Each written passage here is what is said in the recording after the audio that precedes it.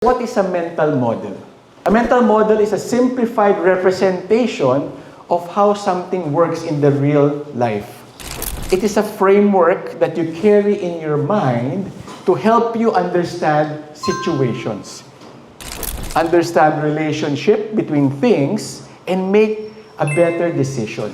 It's a shortcut that you put in your mind para when you make a decision, it's easy and it's clear.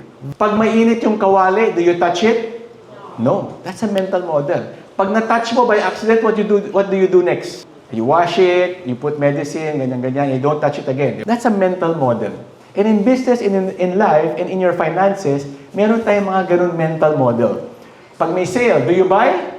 Yes! Diba? Kasi makakatipid tayo. If kailangan natin, we wait for the sale to buy para makatipid tayo. These are the people who use mental model. Do you know who's the guy in